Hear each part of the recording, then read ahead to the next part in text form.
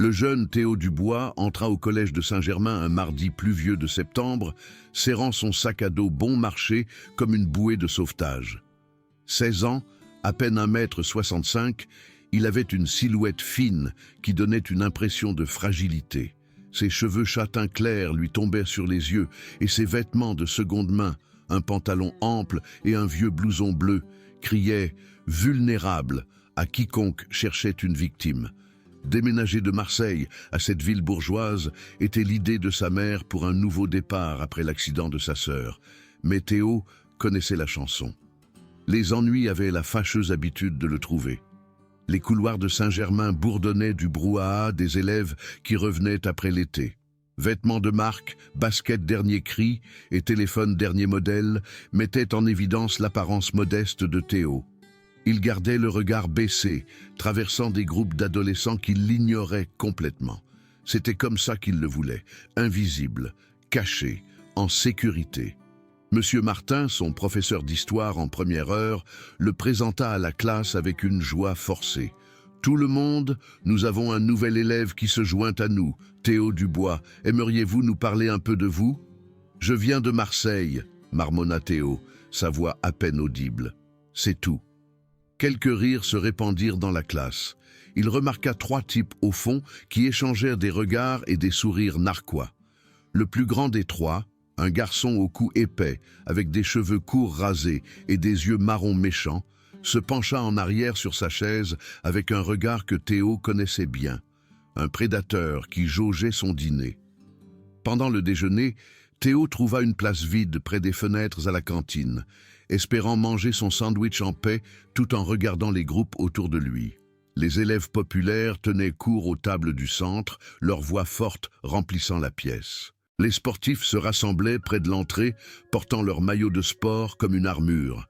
Et éparpillés un peu partout, il y avait les différents groupes qui donnaient l'impression que l'école était une pièce de théâtre soigneusement jouée. « Tiens, qu'est-ce qu'on a là ?» La voix venait de derrière lui, dégoulinant d'un faux intérêt. Théo se retourna et vit les 3 garçons du cours d'histoire s'approcher de sa table. Le chef, celui avec la tête rasée, portait un maillot de rugby avec Lefebvre imprimé dans le dos. Ses 2 potes étaient à côté de lui comme des gardes du corps. L'un était maigre et boutonneux, tandis que l'autre était trapu avec des bras qui semblaient soulever des poids tous les jours. « T'es le nouveau, c'est ça, Théo ?» demanda Lefebvre, s'affalant sur la chaise en face de lui sans demander. « Moi, c'est Lucas Lefebvre. Voici Benoît. » Il montra le maigre. « Et David, indiquant le copain trapu. C'est nous qui commandons ici, que tu le saches. » Théo continua à manger son sandwich, espérant qu'il s'ennuierait et partirait. Il savait que parler au brut ne faisait qu'empirer les choses. Mieux valait laisser passer l'orage et espérer que ça se termine vite. « Pas très bavard, hein ?» continua Lucas, tendant la main à travers la table pour attraper le paquet de chips de Théo. Il le déchira, des miettes tombant sur son torse. « C'est peut-être intelligent. Les gamins discrets ne cherchent pas les ennuis. » Benoît renifla de rire. « Regarde-le, Lucas. Je parie qu'il n'a jamais fait une bagarre. Il pleure probablement quand il se coupe avec une feuille de papier. « Laissez-moi tranquille, » dit Théo doucement, les yeux fixés sur sa nourriture. « Ou quoi ?» intervint David, sa voix sonnant bête. « Tu vas courir te réfugier auprès de maman ? Ah, attends, j'ai entendu dire que tu n'as plus de sœur. C'est dur, mec, pas étonnant que tu sois une mauviette. » Les mots frappèrent comme un coup de poing, mais Théo se força à rester calme. Ses mains se serrèrent en poing sous la table, des muscles entraînés voulant prendre le dessus, mais il ne pouvait pas montrer ce côté de lui. Pas ici, jamais. « Je pense que notre nouvel ami doit apprendre les règles à Saint-Germain, » dit Lucas, se levant et ordonnant à ses potes de le suivre. « À plus tard, Théo. Très bientôt. » Alors qu'il s'éloignait, Théo prit une profonde inspiration, relâchant la tension qui s'était accumulée dans sa poitrine. Autour de lui, les autres élèves reprirent leur conversation, ayant regardé la scène comme des gens regardant des animaux dans un zoo. Personne n'aida. Personne ne le faisait jamais.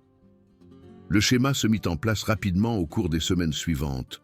Lucas et sa bande, qui Théo le découvrit, étaient des stars de l'équipe de rugby et intouchables dans l'école, lui rendirent la vie difficile avec une planification minutieuse. Ils le bousculaient accidentellement dans les couloirs, faisant voler ses livres partout. Ils lui volaient son argent du bus, disant que c'était un droit d'entrée pour les nouveaux. Dans les jeux, ils le visaient pendant le foot avec des coups de pied qui faisaient presque mal. Les pires choses arrivaient entre les cours, lorsque les professeurs ne regardaient pas et que personne du bureau n'était dans les parages. Lucas semblait savoir quand Théo était seul, que ce soit dans des couloirs calmes ou des escaliers vides. Chaque fois, c'était la même chose, des mots méchants se transformant en menaces, tout en Théo restant silencieux. « Pourquoi tu ne ripostes pas ?» demanda Lucas un après-midi après avoir piégé Théo près du laboratoire de sciences. « Tu es vraiment si faible ou tu as juste peur ?» Théo ne dit rien, ses yeux sombres fixant un point derrière la tête de Lucas. À l'intérieur, cependant, il pensait différemment. Chaque muscle de son corps analysait la position de Lucas, son poids, la façon dont il utilisait son côté droit. Théo pouvait voir au moins 4 façons de mettre fin à ça en moins de 10 secondes, mais il se força à rester immobile. Il l'avait promis à sa mère après avoir quitté Marseille. Plus de bagarres, plus de violence. Elle avait vu ce que ce monde pouvait faire, avait perdu sa fille à cause de ça. Et Théo ne voulait pas lui briser le cœur en revenant à ça, même si cela signifiait être humilié tous les jours. « Je crois qu'il est cassé », dit Benoît, poussant l'épaule de Théo assez fort pour le faire trébucher, comme un jouet qui ne marche plus. « Peut-être qu'on doit le remonter », dit David, faisant craquer ses doigts bruyamment. Mais Lucas leva la main, empêchant ses potes d'en faire plus. Il y avait quelque chose d'intelligent dans ses yeux, comme s'il cherchait chez Théo des signes de faiblesse ou de force cachée. Non, pas ici, trop de caméras, mais bientôt, le nouveau, très bientôt. La goutte d'eau qui fit déborder le vase fut un vendredi après-midi à la fin novembre. Théo était à Saint-Germain depuis près de 2 mois, et les ennuis quotidiens étaient aussi normaux que son réveil du matin.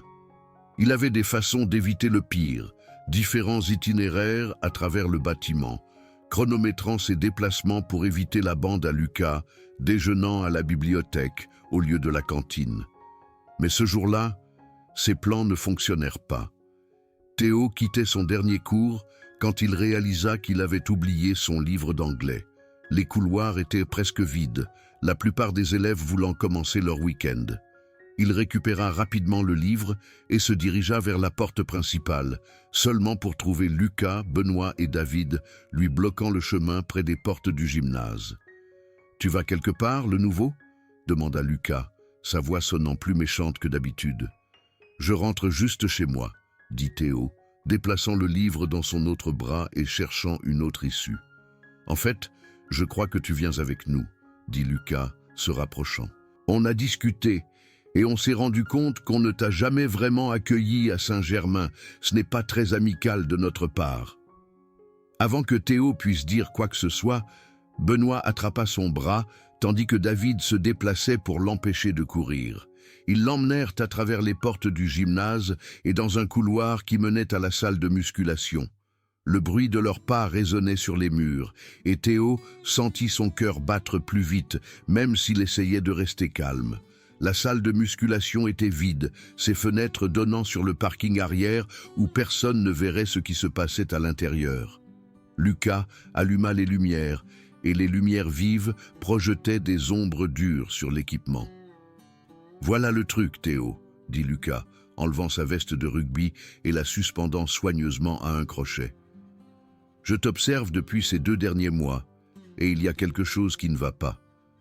Tu encaisses tout ce qu'on te fait sans riposter, mais il y a quelque chose dans tes yeux, quelque chose qui dit que tu pourrais te défendre si tu le voulais. » Théo posa son livre sur un banc, se déplaçant lentement et prudemment. « Je ne veux pas d'ennuis. »« Tant pis, » dit Benoît, « parce que les ennuis t'ont trouvé. »« Tu vois, je crois que tu caches quelque chose, » continua Lucas, retroussant ses manches. Peut-être que tu es plus dur que tu n'en as l'air. Peut-être que tu fais juste semblant d'être une victime pour obtenir de la sympathie. Quoi qu'il en soit, j'en ai marre de me poser la question. » David fit craquer ses doigts à nouveau, le son très fort dans la petite pièce. « On peut en finir? J'ai des projets ce soir. »« Tu sais ce que je pense ?»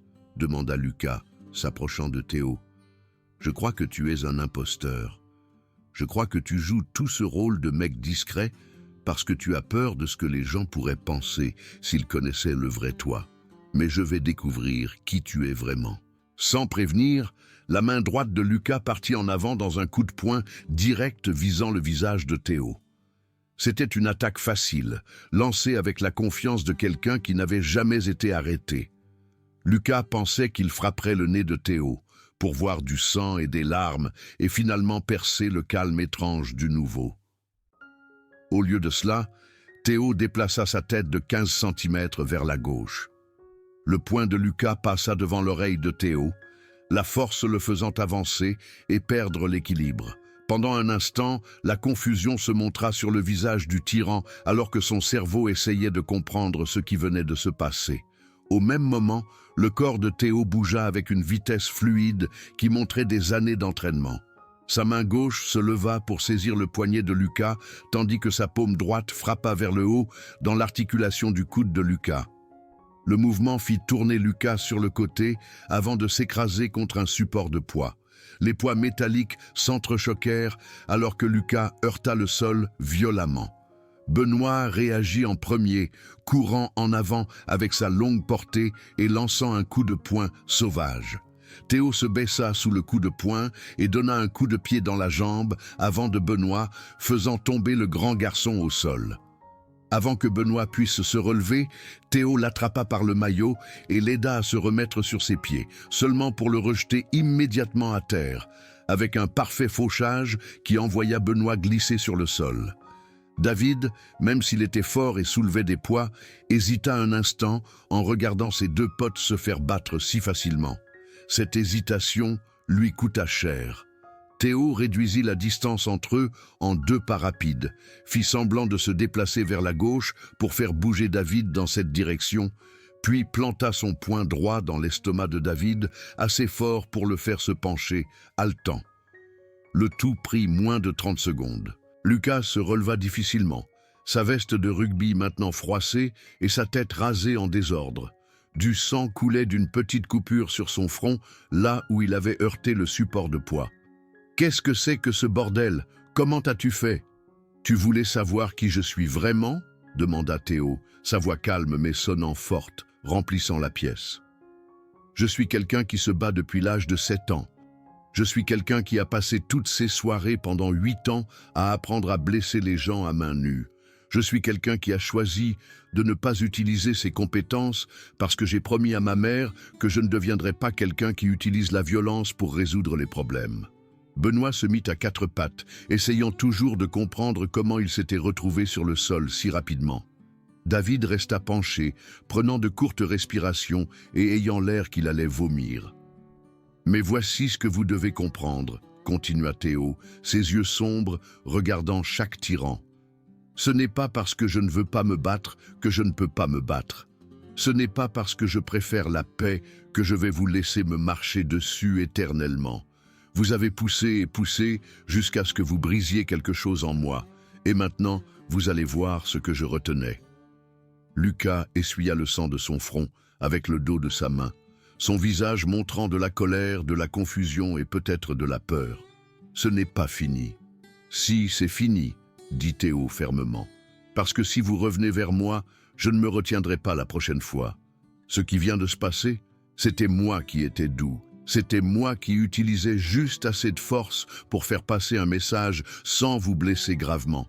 Mais si vous me poussez à nouveau, si vous me faites choisir entre votre sécurité et la mienne, je choisirai la mienne à chaque fois. » Il ramassa son livre d'anglais et se dirigea vers la porte, ne s'arrêtant que lorsque Lucas cria derrière lui. « Attends, comment on sait que tu ne vas rien dire à personne à ce sujet ?» Théo se retourna, regardant les 3 garçons qui lui avaient rendu la vie difficile pendant des mois. Ils avaient l'air plus petits maintenant, en quelque sorte faibles et normaux. parce qu'il n'a jamais été question de vous humilier ou de me venger. Il s'agissait de faire cesser ça. Si ça s'arrête, alors on en a fini. Si ça ne s'arrête pas... » Il haussa les épaules. « Eh bien, vous avez vu ce qui arrive quand on sous-estime les gens. » Le bruit de la salle de musculation se répandit dans le collège de Saint-Germain plus vite que tout. Dès le lundi matin, tout le monde semblait savoir que quelque chose s'était passé entre Théo Dubois et la bande à Lucas Lefebvre, bien que les détails étaient différents selon qui racontait l'histoire. Certains disaient que Théo était un expert secret en arts martiaux qui avait battu 3 joueurs de rugby sans même essayer. D'autres disaient qu'il connaissait des gens dangereux à Marseille et qu'il avait fait des menaces qui avaient effrayé Lucas au point de le faire reculer. Certains disaient même qu'il était dans un programme de protection des témoins et qu'il avait une formation gouvernementale. Théo ignora les chuchotements et les regards, voulant toujours être discret et invisible. Mais quelque chose avait changé dans l'école. Les élèves qui l'avaient ignoré lui faisaient maintenant des signes de tête dans les couloirs. Les professeurs semblaient plus susceptibles de l'inclure en classe. Même la dame de la cantine lui donnait de plus grosses portions sans qu'il ait à demander.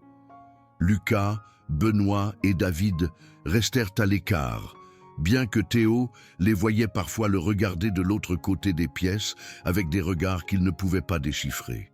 Il n'y avait plus de rencontres accidentelles, plus d'argent volé, plus de problèmes. Les 3 garçons semblaient vouloir éviter Théo complètement.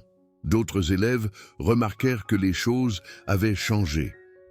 Un garçon plus jeune, appelé Antoine Martin, qui avait été la victime préférée de Lucas auparavant, s'approcha de Théo un après-midi avec un mélange de curiosité et de remerciement. « Je ne sais pas ce que tu as fait, » dit Antoine doucement, « mais merci.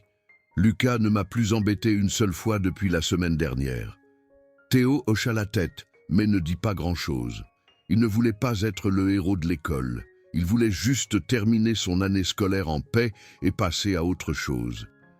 Le véritable test arriva 3 semaines plus tard pendant le déjeuner.